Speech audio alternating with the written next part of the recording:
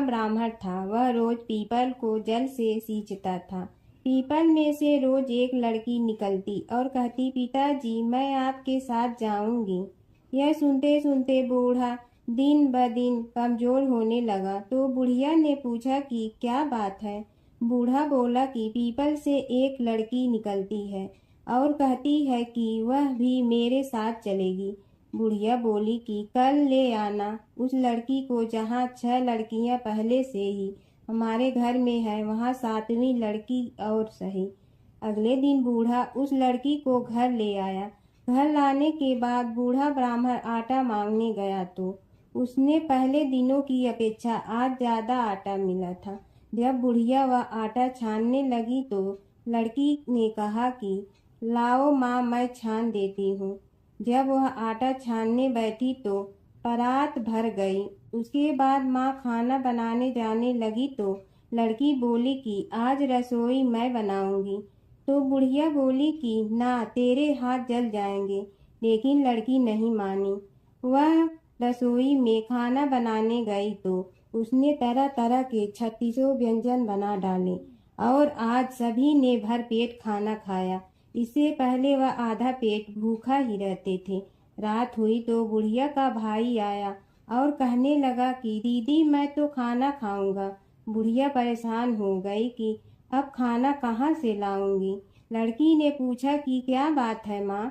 उसने कहा कि तेरा मामा आया है और रोटी खाएगा, लेकिन रोटी तो सबने खा ली है, अब उसके लिए कहाँ से लाऊंगी। लड़की बोली कि तू चिंता मत कर माँ, मैं बना दूंगी।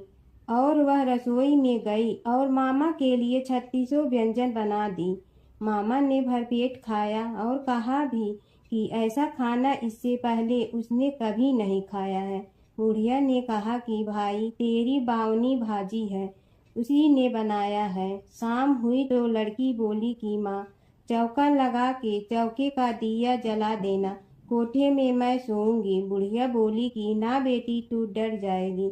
लेकिन वह बोली कि ना माँ, मैं नहीं डरूंगी, मैं अंदर कोठे में ही सोऊंगी। वह कोठे में ही जाकर सो गई। आधी रात को लड़की उठी और चारों ओर आंख मारी तो धन ही धन हो गया। वह बाहर जाने लगी तो एक बूढ़ा ब्राह्मण सो रहा था। उसने देखा तो कहा कि बेटी तू कहाँ चली। लड़की बोली कि मैं तो दरिद्रता दूर करने आई थी, अगर तुम्हें दूर करवानी है तो करवा लो। उसने बूढ़े के घर में भी आँख से देखा तो चारों ओर धन ही धन हो गया। सुबह सवेरे सब उठे तो लड़की को ना पाकर उसे ढूंढने लगे कि पावनी बेटी कहाँ चली गई। बूढ़ा ब्राह्मण बोला कि वह तो लक्ष्मी माता थी, जो तुम्हारे साथ मेरी दरिद्रता भी दूर कर गई। हे लक्ष्मी माता, जैसे आपने उनकी दरिद्रता दूर की, वैसे ही सबकी करना। गणेश और बुढ़िया माई की कथा। एक बुढ़िया थी, वह बहुत ही गरीब और दृष्टिहीन थी। उसके एक बेटा और बहू थे। वह बुढ़िया सदैव गणेश जी की पूजा किया करती थी। एक दिन गणेश जी प्रकट होकर उस बुढ़िया से बोले, बुढ़िया माँ, तू जो चाहे सो मांग ले। बुढ़िया बोली, मुझे तो मांगना नहीं आता, कैसे और क्या मांगूं। तब गणेश जी बोले, अपने बहू बेटे से पूछ कर मांग ले। तब बुढ़िया ने अपने बेटे से कहा, गणेश जी कहते हैं तू कुछ मांग ले, बता मैं क्या मांगूं। पुत्र ने कहा, माँ तू धन मांग ले। बहू से पूछा तो बहू ने कहा, नाती मांग ले। तब बुढ़िया ने सोचा कि ये तो अपने अपने मतलब की बात कर रहे हैं। अतः उस बुढ़िया ने पड़ोसन से पूछा तो उन्होंने कहा, बुढ़िया तू तो थोड़े दिन जियोगी, क्यों तू धन मांगो और क्यों नाती मांगे। तू तो अपनी आँखों की रोशनी मांग ले, जिससे तेरी जिंदगी आराम से कट जाए। इस पर बुढ़िया बोली, यदि आप प्रसन्न है तो मुझे 9 करोड़ की माया दे, निरोगी काया दे, अमर सुहाग दे, आँखों की रोशनी दे, नाती दे, पोता दे और सब परिवार को सुख दे और अंत में मोक्ष दे। यह सुनकर तब गणेश जी बोले, बुढ़िया माँ, तुमने तो हमें ठग लिया। फिर भी जो तूने मांगा है वचन के अनुसार सब तुझे मिलेगा। और यह कहकर गणेश जी अंतर ध्यान हो गए। उधर बुढ़िया माँ ने जो कुछ मांगा वह सब कुछ मिल गया। हे गणेश जी महाराज, जैसे तुमने उस बुढ़िया माँ को सब कुछ दिया वैसे ही सबको देना। बुढ़िया माई को मुक्ति दी तुलसी माता की कथा। एक बुढ़िया माई तुलसी जी को सींचती और कहती कि हे तुलसी माता, सत की दाता, मैं तेरा बिडला सींचती हूँ, मुझे बहू दे, पीताम्बर की धोती दे, मीठा मीठा घास दे, बैकुंठा में वास दे, चटक की चाल दे, पटक की मोत दे, चंदन का काठ दे, रानी सा राज दे, दाल भात का भोजन दे, 11 की मौत दे, कृष्ण जी का कंधा दे। तब तुलसी माता यह सुनकर सूखने लगी। तो भगवान ने पूछा कि हे तुलसी, तुम क्यों सूख रही हो? तुलसी माता ने कहा कि एक बुढ़िया रोज आती है और यही बात कह जाती है, मैं सब बात तो पूरा कर दूंगी, लेकिन कृष्ण का कंधा कहाँ से लाऊंगी? तो भगवान बोले, जब वो मरेगी तो मैं अपने आप कंधा दे आऊँगा, तू बुढ़िया माई से कह देना। जब बुढ़िया माई मर गई, सब लोग आ गए। जब माई को ले जाने लगे तो वह किसी से न उठी। तब भगवान एक 12 बरस के बालक का रूप धारण करके आए। बालक ने कहा, मैं कान में एक बात कहूँगा तो बुढ़िया माई उठ जाएगी। बालक ने कान में कहा, बुढ़िया माई मन की निकाल ले, पीताम्बर की धोती ले, मीठा मीठा घास ले, बैकुंठा का वास ले, चटक की चाल ले, पटक की मोत ले, कृष्ण जी का कंधा ले। यह सुनकर बुढ़िया माई हल्की हो गई। भगवान ने कंधा दिया और बुढ़िया माई को मुक्ति मिल गई।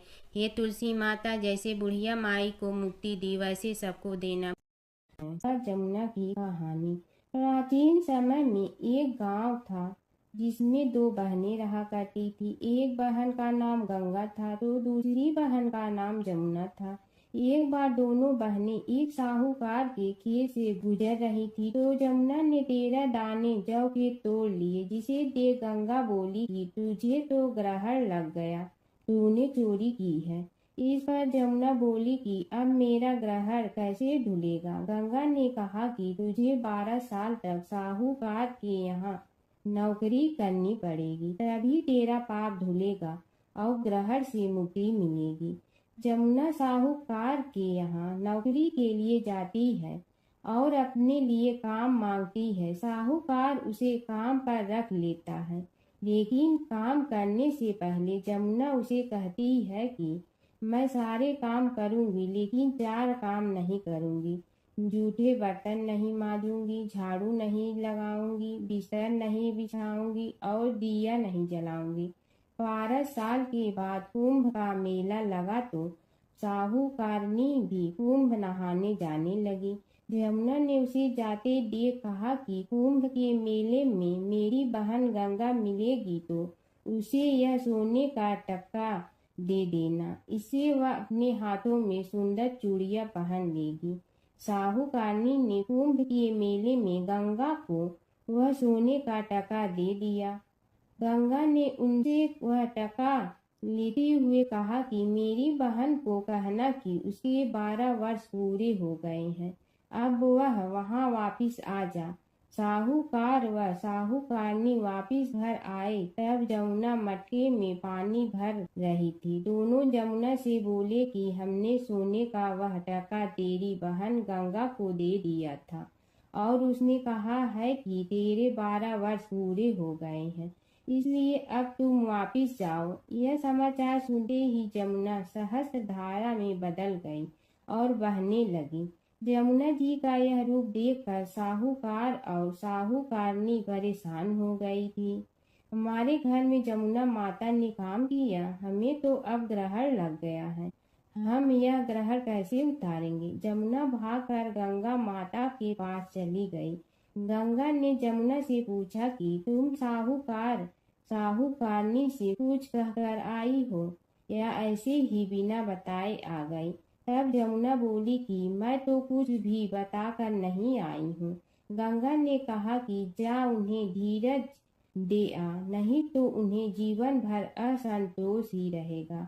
गंगा के कहने पर जमुना माता ने साहूकारनी को सपने में दर्शन दिए और कहा कि तुम दोनों उल्टे माथे क्यों पड़े हो, जाओ उठकर खाओ पियो। तब दोनों बोले कि हम कैसे उठें, हमें तो ग्रहण लगा है, क्योंकि हमने उल्टे सीधे और पता नहीं कितने नीच कार्य आपसे कराए हैं। तब जमुना जी बोली कि तुम्हें ग्रहण नहीं लगा है, ग्रहण तो मुझे लगा था कि मैंने तुम्हारे खेत से 13 दाने जौ के चुराए थे।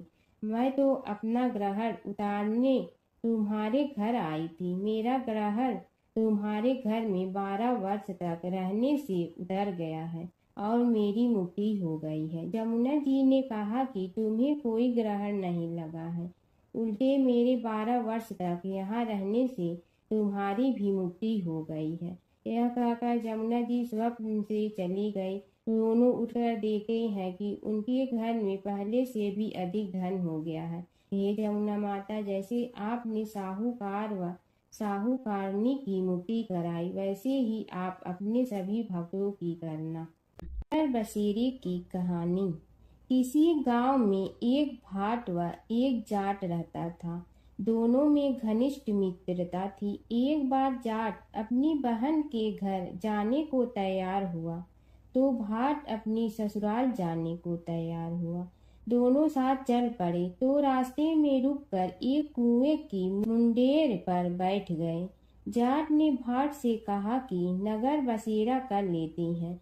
इस पर भाट बोला कि तू ही नगर बसेरा कर ले, मैं तो अपनी ससुराल जा रहा हूँ, वहाँ खूब खातिर होगी मेरी, तू कर ले नगर बसेरा। जाट वहीं कुएं के पास बैठ पानी की घंटी और चावल का दाना लेकर नगर बसेरा करने लगा। नगर बसेरा करने के साथ जाट कहने लगा कि नगर बसेरा जो करे सो मल धोवे पाँव, ताता माड़ा तापसी देगी मेरी माँ, माँ देगी मावशी तेगी द्वारका का वास, मीठा मीठा घास वृंदावन का वास, 5 कुल्थी छठी रास, मेरी जीवड़ो श्री कृष्ण के पास, डालू पानी हो जाए घी, झट से निकल जाए मेरा जी। यह सब कर कर के वह जाट बहन के पास चल पड़ा। जाट की बहन ने भाई के आने पर उसकी खातिर की। खी बूरा के साथ भाई को जिमाया। दोनों ने बैठकर ढेर सारी बातें की। इधर भाट अपने ससुराल पहुंचा तो वहां आग लगी हुई थी। आग बुझाने वह भी लग गया, जिसमें हाथ मुंह भी काले हो गए और खुद भी थोड़ा सुलझ गया। ना रोटी ना पानी के लिए ही किसी ने पूछा। एक पड़ोसन आई तो उसने भाट की सास को कहा कि जमाई आया है, जरा उस आओ भगत कर लो। बुढ़िया बोली कि सब कुछ तो जल गया है, अब कहाँ से आओ भगत करूं। तब पड़ोसन ने ही भाट को एक रोटी के साथ छाछ दी। उसने वही खाकर गुजारा किया। शाम को दोनों फिर घर की ओर चल पड़े और रास्ते में मिल गए और एक दूसरे का हाल पूछा। भाट बोला कि मेरी ससुराल में तो आग लगी हुई थी, आग बुझाते मैं खुद काला हो गया हूँ, ना रोटी मिली ना पानी। जाट बोला कि मेरी तो बहुत खातिर हुई। फिर बोला कि मैंने कहा था ना कि नगर बसेरा कर ले, अब कर ले, लेकिन भाट ने फिर मना कर दिया। कहने लगा कि चाहे रोटी दे या न दे, तेरी तो माँ है, दही चूरमा का पेड़ा धरा पाएगा। भाट ने फिर नगर बसेरा नहीं किया। जाट ने कर लिया। नगर बसेरा जो करे सो मल धोवे पाँव, ताता माड़ा तापसी देगी मेरी माँ, माँ देगी मावशी देगी द्वारका का वास, मीठा मीठा घास वृंदावन का वास, 5 कुल्थी छठी रास, मेरा जी बड़ो श्री कृष्ण के पास, डालू पानी हो जाए घी, झट से निकल जाए मेरा जी। करके वह चल पड़ा। घर पहुँचते ही जाट की मावशी ने बहुत लाड प्यार किया। उधर भाट घर गया तो उसकी भैंस खो गई थी। बाप एक लाठी रखे तो दूसरी उठाए और कहने लगा कि ससुराल गया तो आग लगा दी, अब यहाँ आया तो भैंस खो दी। बाप ने कहा कि पहले भैंस लेकर आ, तभी रोटी पानी मिलेगा। सारा दिन भाट भैंस ढूंढता रहा, लेकिन उसे भैंस नहीं मिली। जाट और भाट की मुलाकात फिर से बाजार में हो गई। जाट ने भाट के हाल चाल पूछे तो भाट बोला कि आते ही भैंस खो गई। बस उसी दिन से भैंस ढूंढ रहा हूँ। रोटियां का तो पूछो ही मत। जाट ने कहा कि मैंने तो पहले ही कहा था कि नगर बसेरा कर ले। जाट की बात सुनकर भाट बोला कि तेरे नगर बसेरे में इतनी ताकत है तो चल अब कर लेते हैं। दोनों ने बैठकर नगर बसेरा किया। नगर बसेरा जो करे सो मल धोवे पाँव। ताता मारा तापसी देगी मेरी माँ। माँ देगी मौसी देगी द्वारका का वास। मीठा मीठा घास वृंदावन का वास। पाँच कुल की छठी रास मेरा जीवड़ो श्री कृष्ण के पास। डालू पानी हो जाए घी झट से निकल जाए मेरा जी। दोनों के नगर बसेरा करने पर भाट जैसे ही आगे बढ़ा तो उसकी खोई भैंस मिल गई, जिसे लेकर घर पहुंचा। घर पहुंचते ही माँ ने कहा कि लड़के को आते ही घर से निकाल दिया। सारे दिन से ये भूखा प्यासा भटक रहा है। यह कहकर उसकी माँ ने उसको खूब खिलाया पिलाया। इस घटना के बाद सारे नगर में ढिंढोरा पिटवा गया कि तब कोई अपने पीहर या सास से आते जाते नगर बसेरा करें। जैसे भाट को नगर बसेरा करने का फल मिला, वैसे ही हर किसी को मिलती है। माता सीता की कथा। यह कहानी सीता माता कहती थी और श्री राम इसे सुना करते थे। एक दिन श्री राम भगवान को किसी काम के लिए बाहर जाना पड़ा, तो सीता माता कहने लगी कि भगवान, मेरा तो 12 वर्ष का नित्य नियम है। अब आप बाहर जाएंगे तो मैं अपनी कहानी किसे सुनाऊंगी। श्री राम ने कहा कि तुम कुएं की पाल पर जाकर बैठ जाना और वहां जो औरतें पानी भरने आएंगी उन्हें अपनी कहानी सुना देना। सीता माता कुएं की पाल पर जाकर बैठ जाती हैं। एक स्त्री आई, उसने रेशम की जड़ी की साड़ी पहन रखी थी और सोने का घड़ा ले रखा था। सीता माता उसे देख कहती हैं कि बहन, मेरा 12 वर्ष का नित्य नेम सुन लो। पर वह स्त्री बोली कि मैं तुम्हारा नित्य नेम सुनूंगी तो मुझे घर जाने में देरी हो जाएगी और मेरी सास मुझसे लड़ेंगी। उसने कहानी नहीं सुनी और चली गई। उसकी रेशम जड़ी की साड़ी फट गई। सोने का घड़ा मिट्टी के घड़े में बदल गया। सास ने देखा तो पूछा कि ये किसका दोष अपने सिर लेकर आ गई है।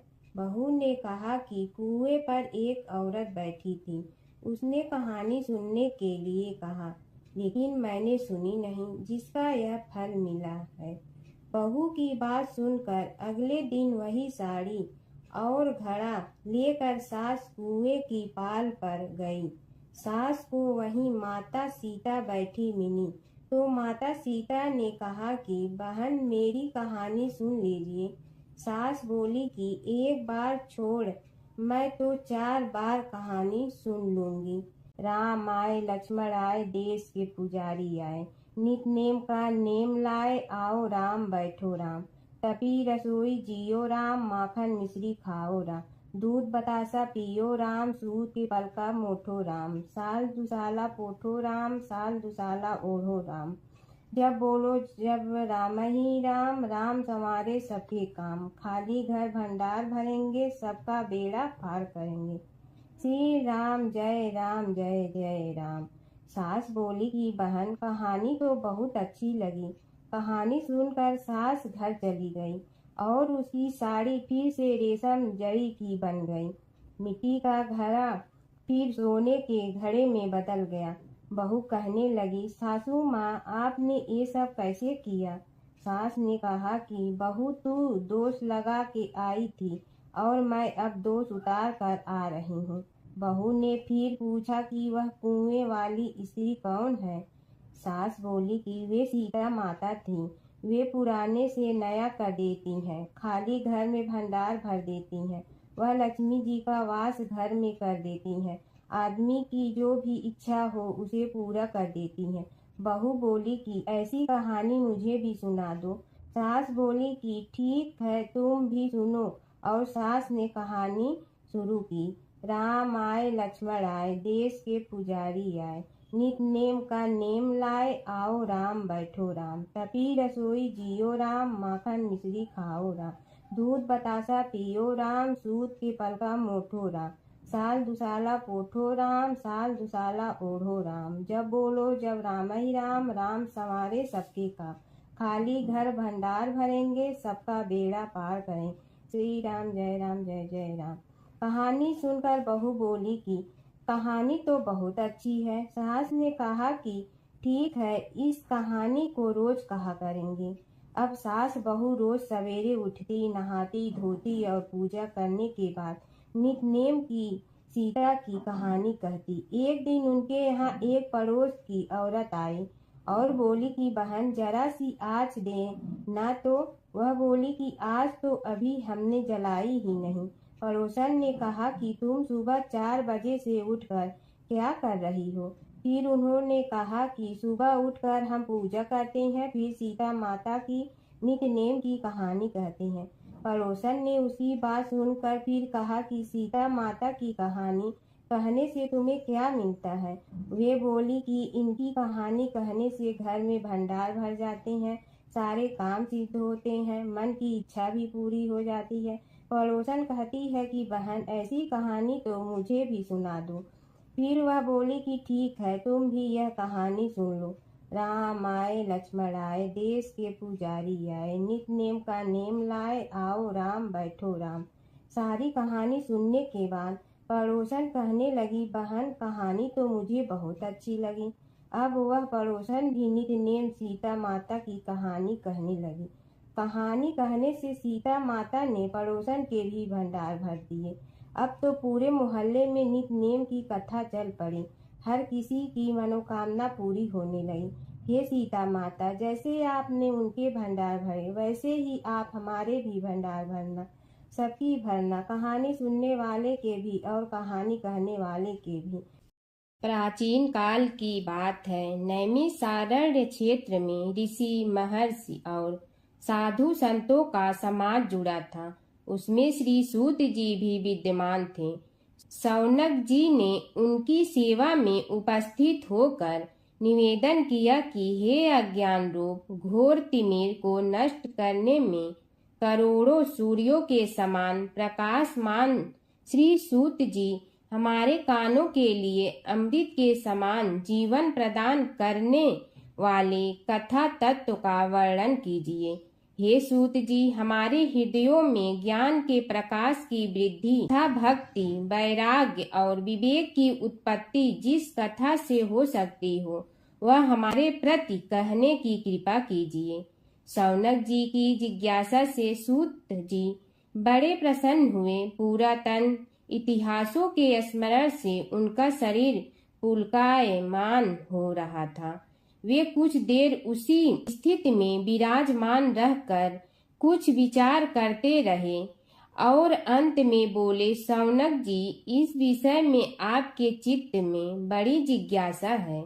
आप धन्य हैं जो सदैव ज्ञान की प्राप्ति में तत्पर रहते हुए विभिन्न पुराण कथाओं की जिज्ञासा रखते हैं। आज मैं आपको ज्ञान के परम स्रोत रूप श्री गणेश जी का जन्म कर्म रूप चरित्र सुनाऊंगा। गणेश जी से ही सभी ज्ञानों सभी विद्याओं का उद्भव हुआ है। अब आप सावधान चित्त से विराजमान हो। श्री गणेश जी के ध्यान और नमस्कार पूर्वक उनका चरित्र श्रवण करें। नमस्तस्मै गणेशाय ब्रह्मा विद्या प्रदायिनी यनागस्त्यसमः साक्षात विघ्न सागर सोषणे। कैसे हैं वे श्री गणेश जो सभी प्रकार की ब्रह्म विद्याओं को प्रदान करने वाले अर्थात ब्रह्मा के सगुण और निर्गुण स्वरूप पर प्रकाश डालने और जीव ब्रह्मा का अभेद प्रतिपादन करने वाली विद्याओं के दाता हैं। वे विघ्नों के समुद्रों को महर्षि अगस्त्य के समान शोषण करने में समर्थ हैं। इसलिए उनका नाम विघ्न सागर शोषक के नाम से प्रसिद्ध है। मैं उन भगवान श्री गणेश जी को नमस्कार करता हूँ।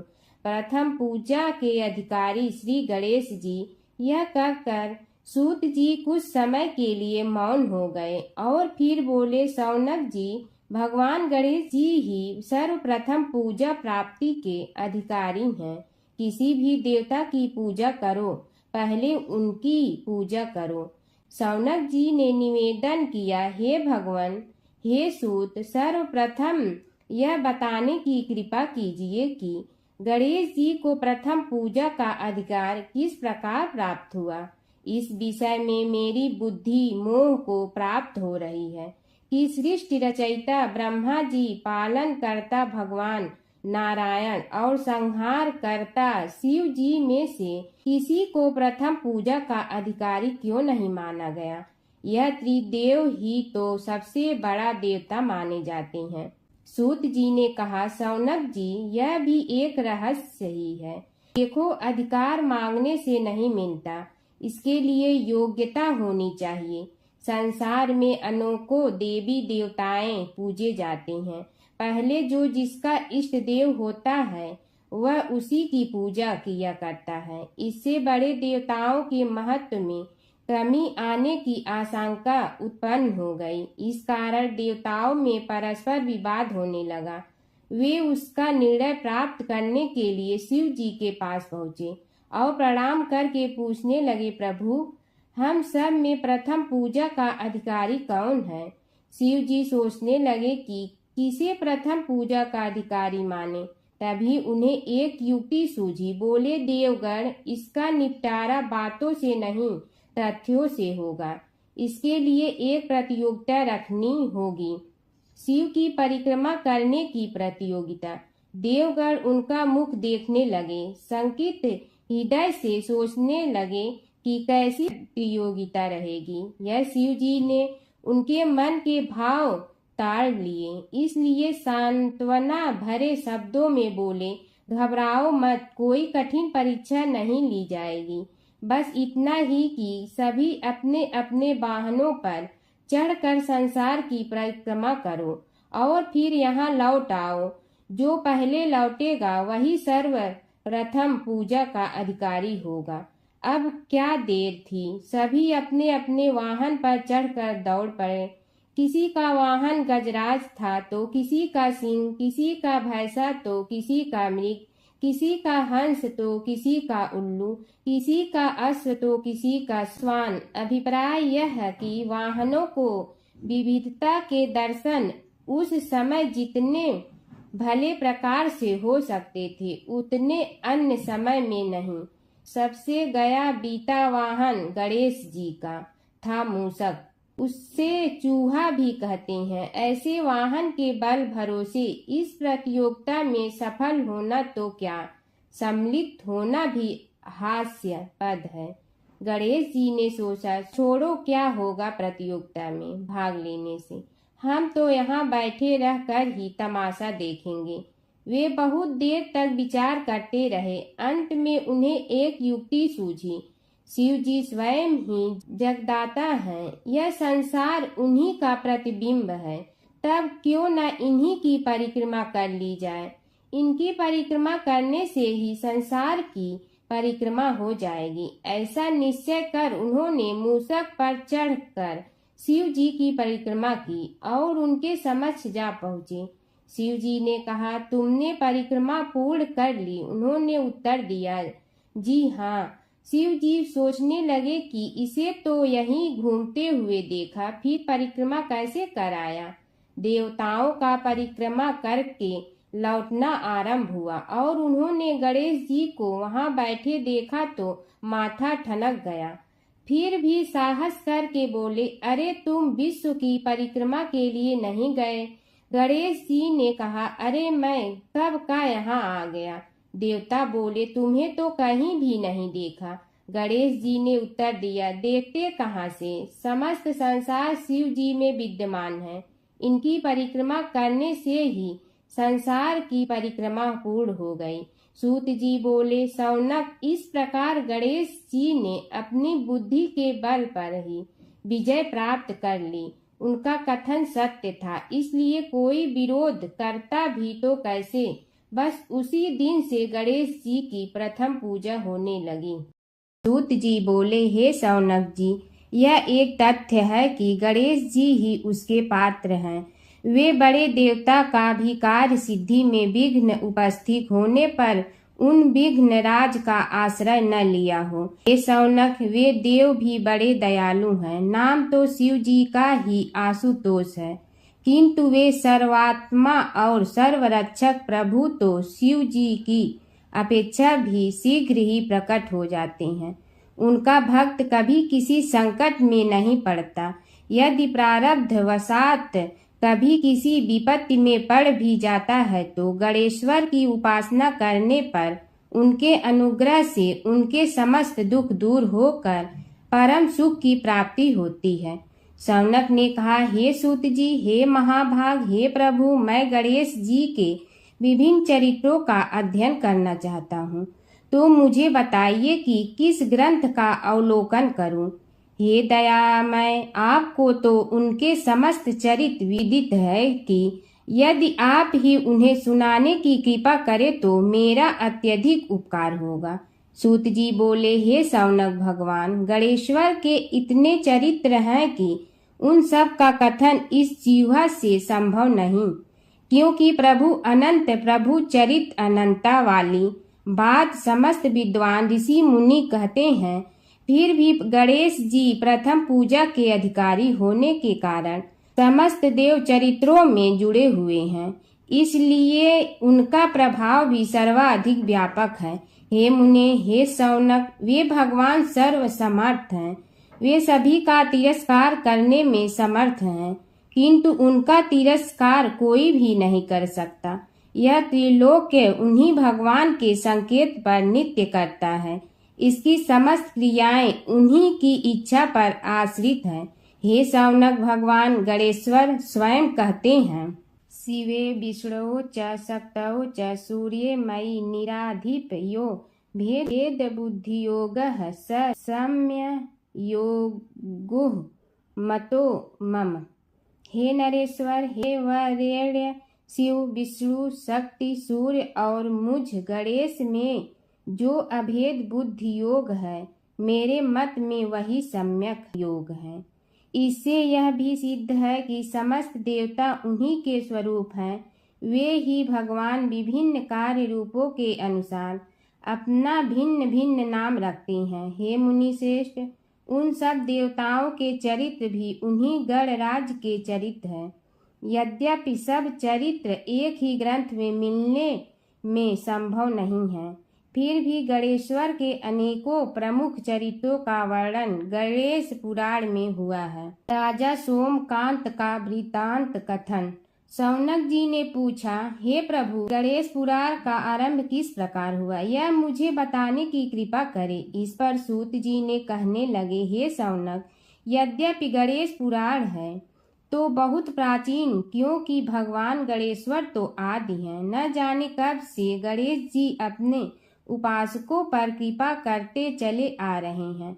उनके अनंत चरित्र हैं, जिनका संग्रह एक महापुराण का रूप ले सकता है। उसे एक बार भगवान नारायण ने नारद जी को और भगवान ने शंकर और जगन जननी पार्वती जी को सुनाया था।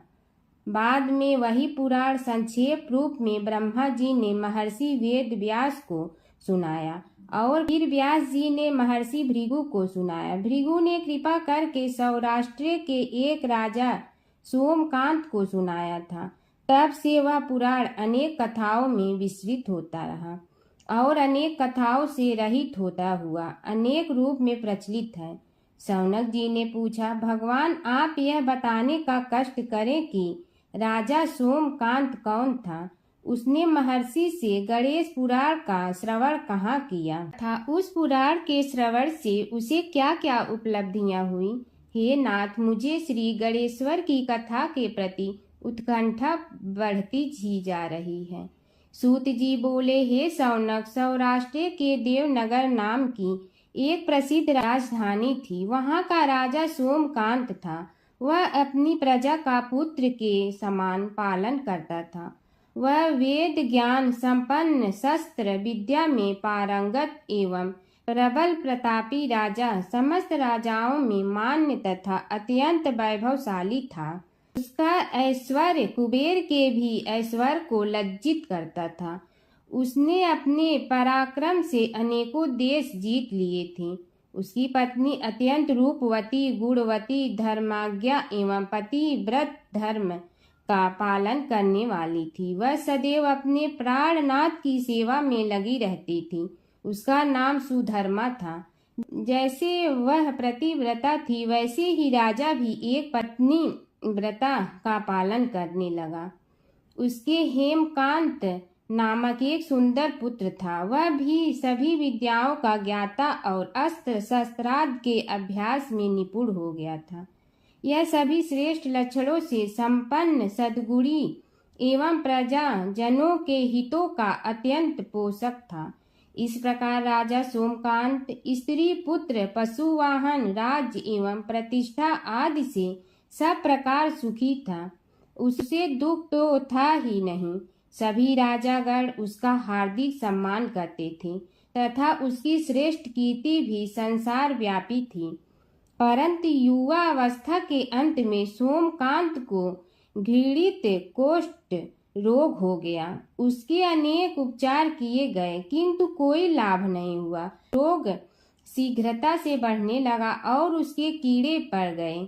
जब रोग की अधिक वृद्धि होने लगी और उसका कोई उपाय न हो सका, तो राजा ने मंत्रियों को बुलाकर कहा, सुव्रतो, जाने किस कारण यह रोग मुझे पीड़ित कर रहा है।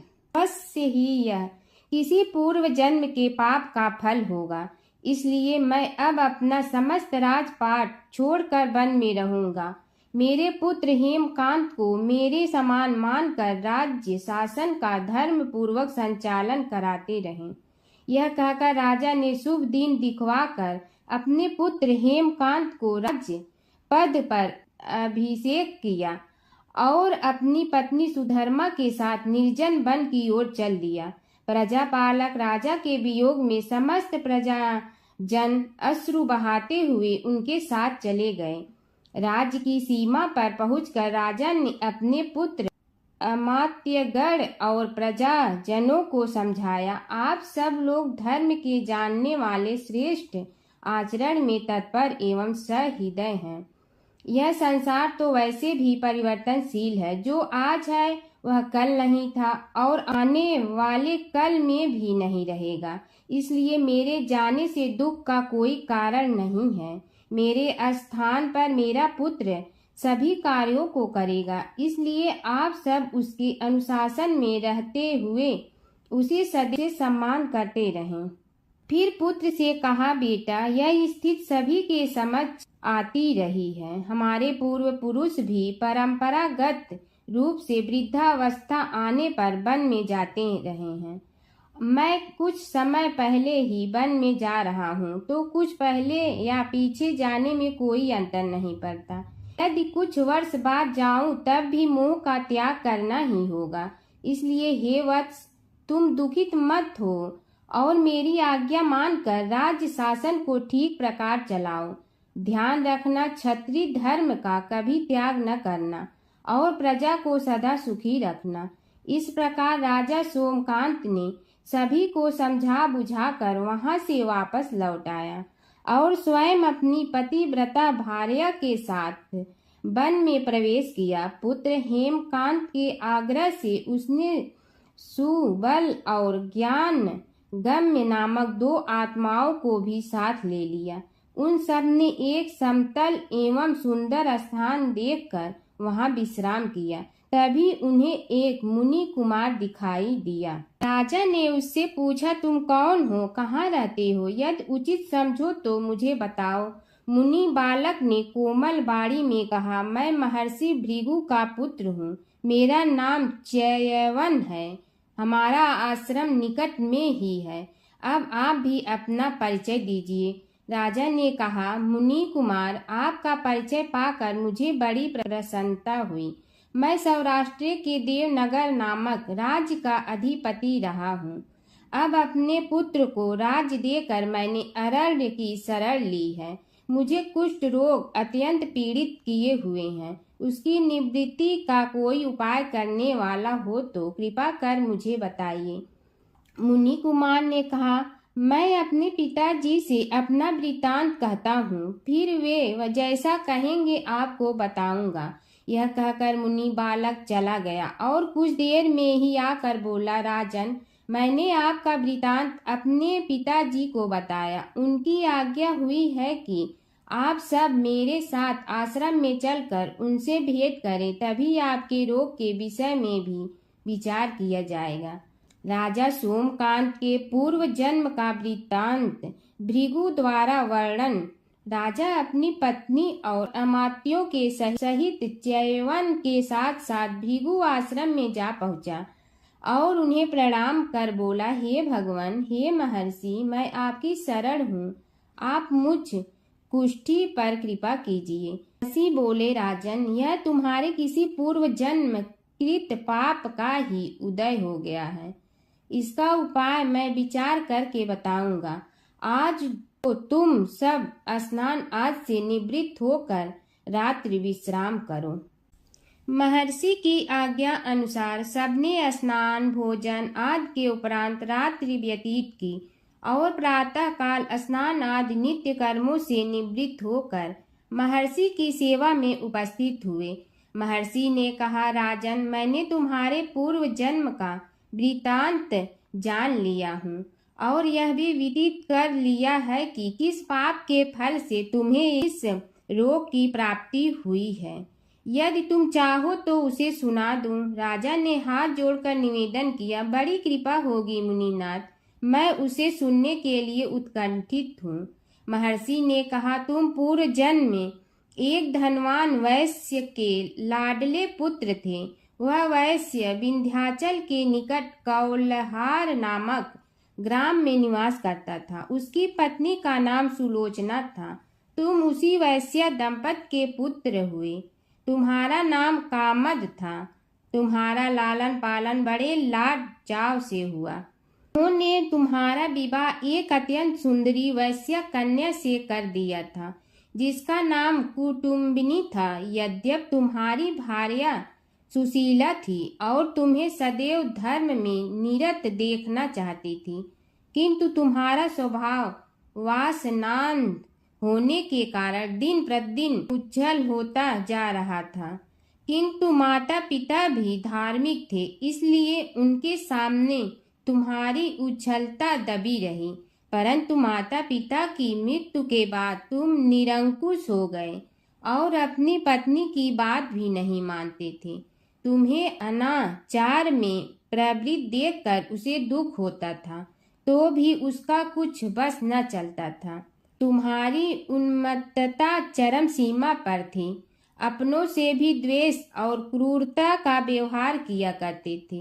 हत्या आदि कराते थे। तुम्हारे लिए सामान्य बात हो गई। पीड़ित व्यक्तियों ने तुम्हारे विरुद्ध राजा से पुकार की। अभियोग चला और तुम्हें राज्य की सीमा से भी बाहर चले जाने का आदेश हुआ। तब तुम घर छोड़कर किसी निर्जन वन में रहने लगे।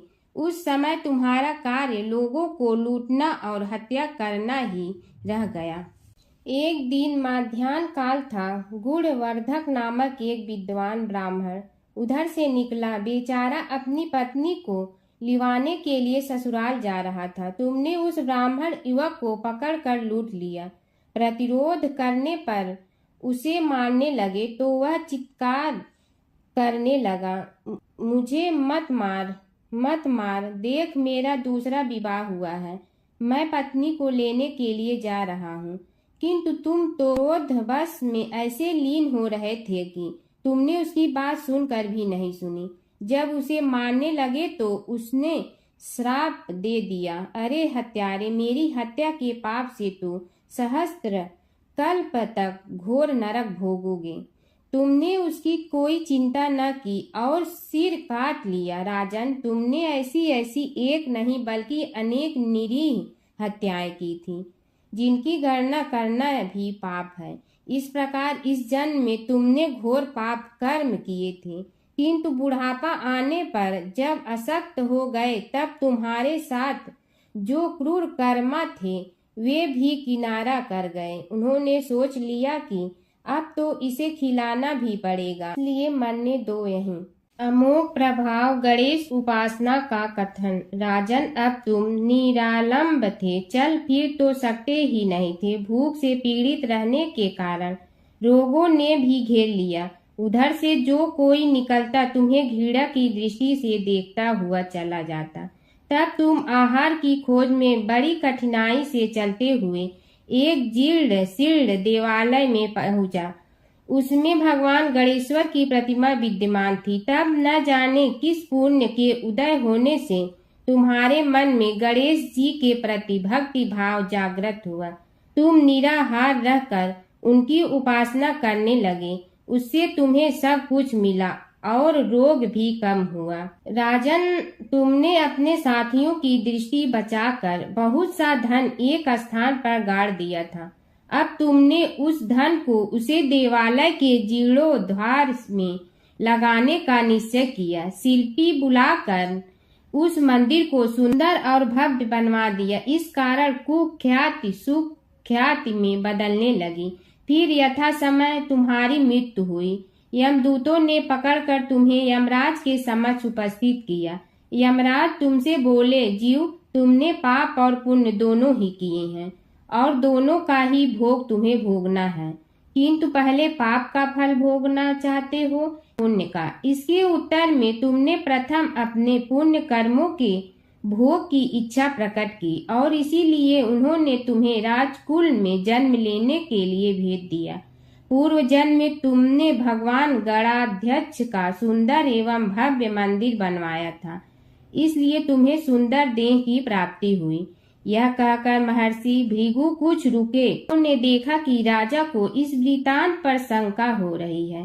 तभी महर्षि के शरीर में असंख्य विकराल पक्षी उत्पन्न होकर राजा की ओर झपटे।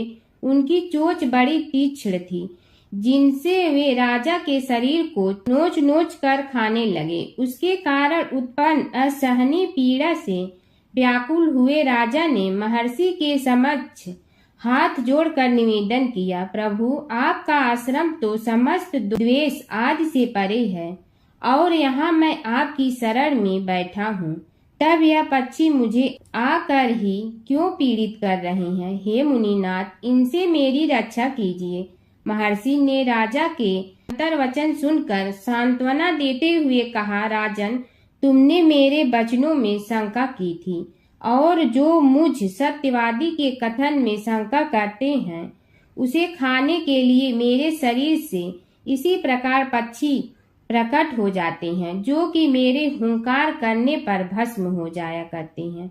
यह कर महर्षि ने हुंकार की और तभी वे समस्त पक्षी भस्म हो गए। राजा श्रद्धावनत होकर उनके समक्ष अश्रुपात करता हुआ बोला, प्रभु, अब आप पाप से मुक्त होने का उपाय कीजिए। महर्षि ने कुछ विचार कर कहा, राजन, तुम पर भगवान गणेश्वर की कृपा सहज रूप से है और वे ही प्रभु तुम्हारे पापों को भी दूर करने में समर्थ हैं। इसलिए तुम उनके पाप नाशक चरित्रों का श्रवण करो। गणेश पुराण में उनके चरित्रों का भले प्रकार वर्णन हुआ है, अतएव तुम श्रद्धा भक्ति पूर्वक उसी को सुनने में चित्त लगाओ। राजा ने प्रार्थना की, महामुनि, मैंने गणेश पुराण का नाम भी आज तक नहीं सुना, तो उनके सुनने का सौभाग्य कैसे प्राप्त कर सकूंगा? हे नाथ, आपसे अधिक ज्ञानी और प्रकांड विद्वान और कौन हो सकता है? आप ही मुझ पर कृपा कीजिए। महर्षि ने राजा की दीनता देखकर उसके शरीर पर अपने कमंडल का मंत्रपूत जल छिड़का। तभी राजा को एक छींक आई और नासिका से एक अत्यंत छोटा काले वर्ण का पुरुष बाहर निकल आया। देखते देखते वह बढ़ गया। उसके भयंकर रूप को देखकर राजा कुछ भयभीत हुआ, किंतु समस्त आश्रमवासी वहां से भाग गए। वह पुरुष महर्षि के समक्ष हाथ जोड़कर खड़ा हो गया। उन्हें उसकी ओर देखा और कुछ उच्च स्वर में बोले, तू कौन है, क्या चाहता है? वह बोला, मैं साक्षात पाप हूँ, समस्त पापियों के शरीर में मेरा निवास है। आपके मंत्रपूत जल के स्पर्श से मुझे विवश होकर राजा के शरीर से बाहर निकलना पड़ा है। अब मुझे बड़ी भूख लगी है, बताइए क्या खाऊं और कहाँ रहूं? महर्षि बोले, तू उस आम के अवकाश स्थान में निवास कर और उसी वृक्ष के पत्ते खाकर जीवन निर्वाह कर। यह सुनते ही वह पुरुष आम के वृक्ष के पास पहुंचा, किंतु उसके स्पर्श मात्र से वह वृक्ष जलकर भस्म हो गया।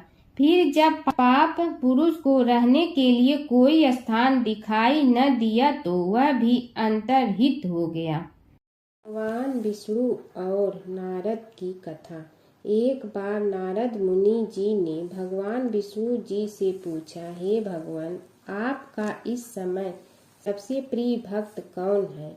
अब विष्णु तो भगवान हैं, सो झट से समझ गए अपने भक्त नारद मुनि की बात और मुस्कुरा कर बोले, मेरा सबसे प्रिय भक्त उस गांव का एक किसान है। यह सुनकर नारद मुनि जी थोड़ा निराश हुए और फिर से एक प्रश्न किया, हे भगवान, आपका बड़ा भक्त तो मैं हूँ, तो फिर सबसे प्रिय क्यों नहीं?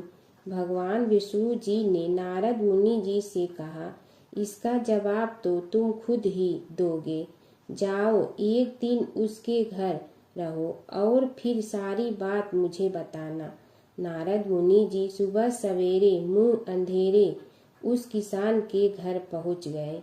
देखा अभी अभी किसान जगा है और उसने अब सबसे पहले अपने जानवरों को चारा देता, फिर मुंह धोता, दैनिक कार्यों से निवृत्त होता, जल्दी जल्दी भगवान का नाम लिया, रूखी सूखी रोटी खाकर जल्दी जल्दी अपने खेतों पर चला गया।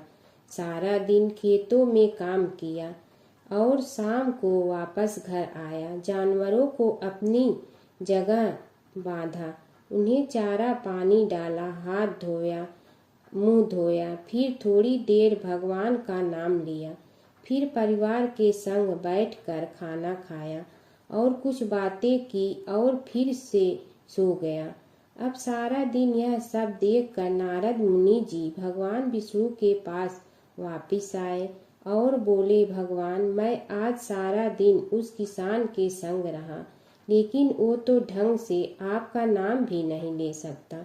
उसने थोड़ी देर सुबह, थोड़ी देर शाम को और भी जल्दी जल्दी आपका ध्यान किया, और मैं तो 24 घंटे सिर्फ आपका ही नाम जपता हूँ।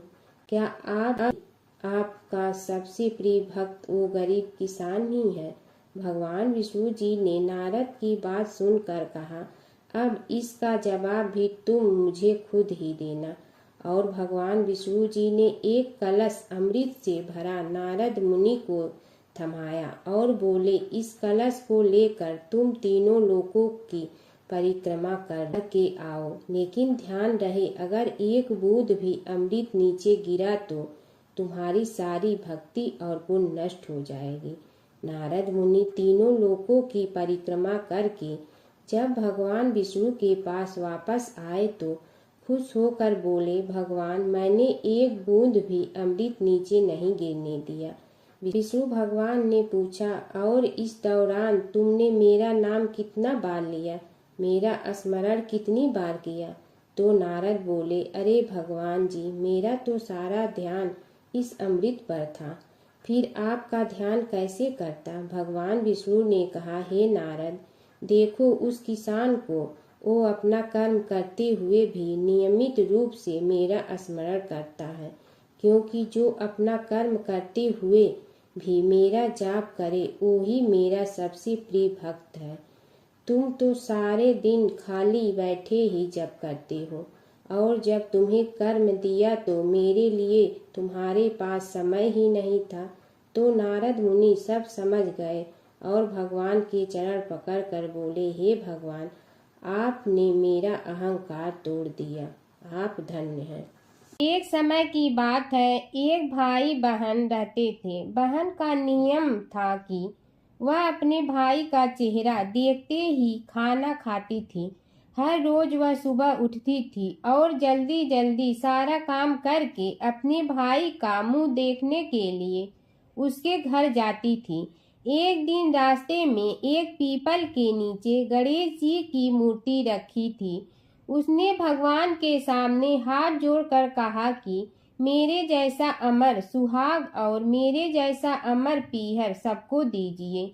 यह कहकर वह आगे बढ़ जाती है।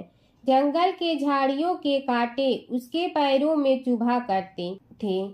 एक दिन भाई के घर पहुंची और भाई का मुंह देखकर बैठ गई तो भाभी ने पूछा, पैरों में क्या हो गया है?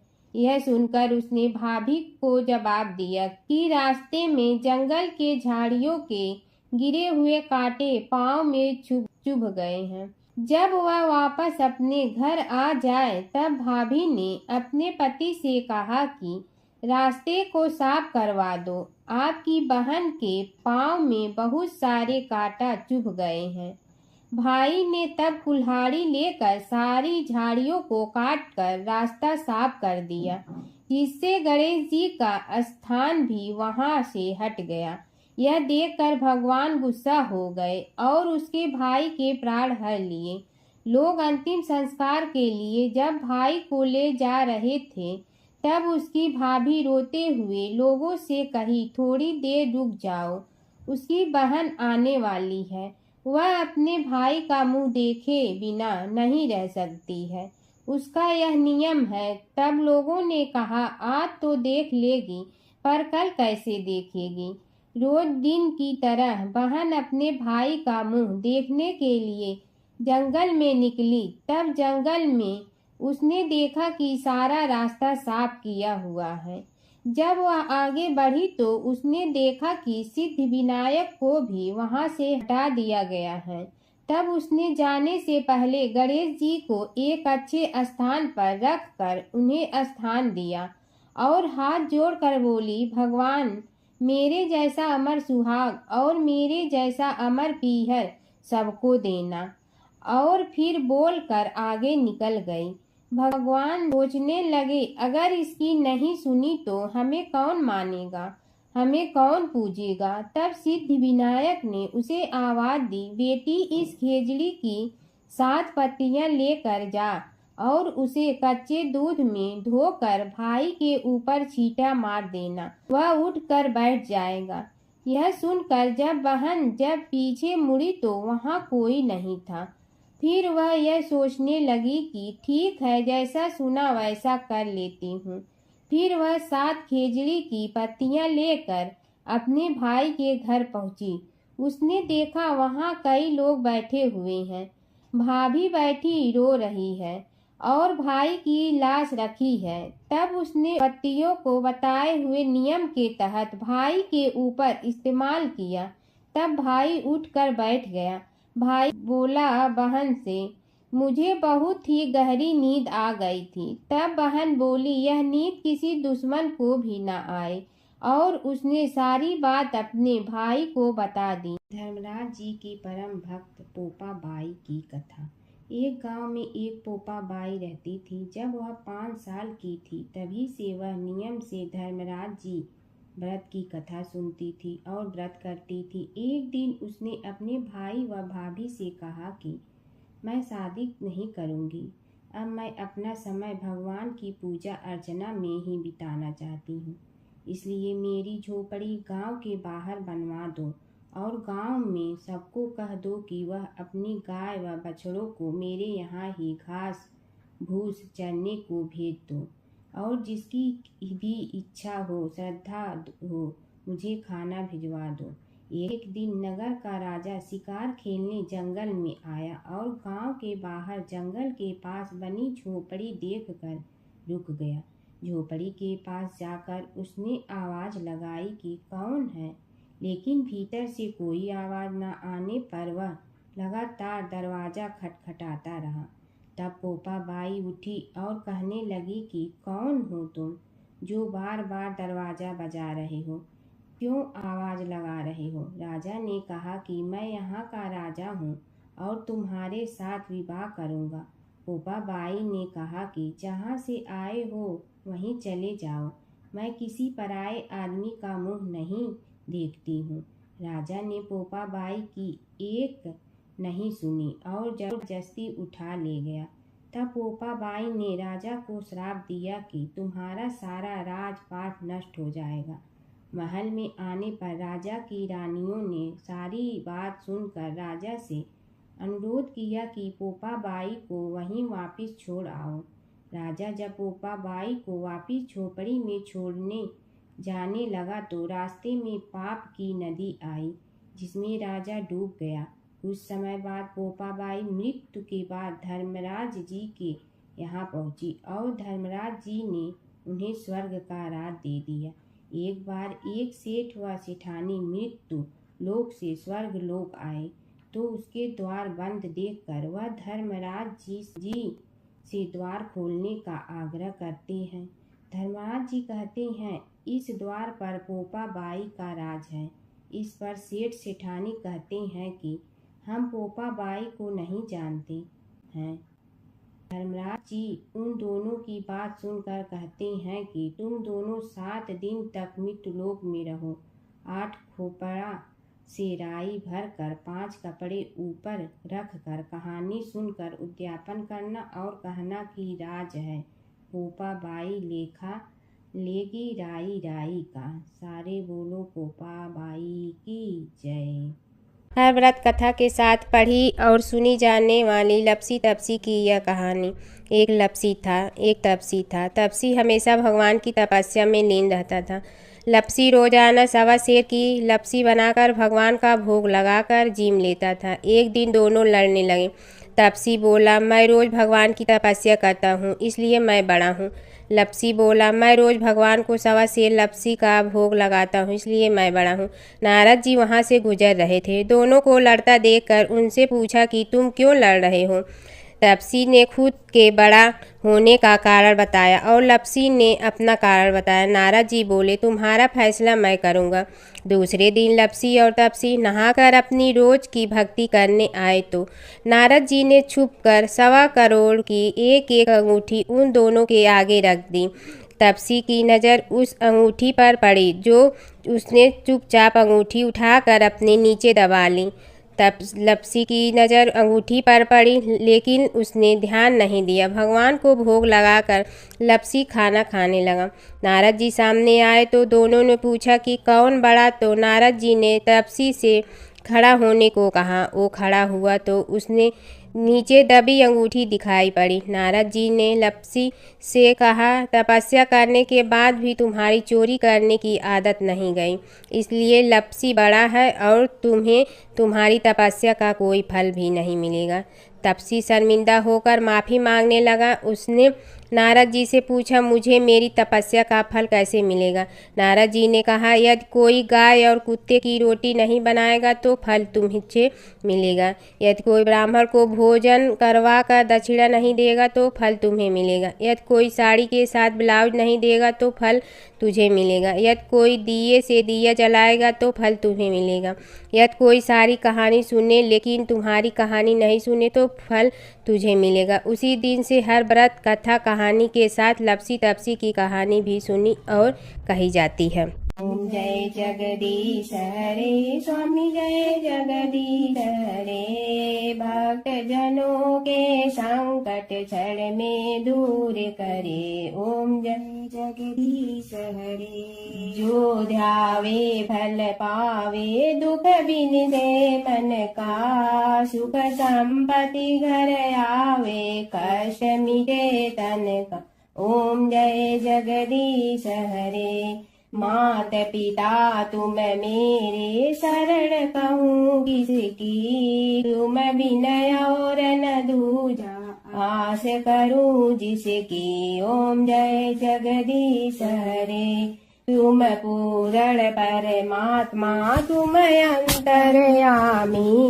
पार ब्रह्म परमेश्वर तुम सबके स्वामी, ओम जय जगदीश हरे। तुम बिंदा के सागर तुम पालन करता, मैं मूरख कल काम कृपा करो भरता, ओम जय जगदीश हरे। तुम हो ये कय गोचर सबके प्राणपति, किस विधि मिलूं दया में तुमको मैं कुमति, ओम जय जगदीश हरे। दीन बंधु दुख हरता तुम रक्षक मेरे, अपने हाथ उठाओ द्वार पड़ा तेरे, ओम जय जगदीश हरे। विषय विकार मिटा पाप हरो देवा,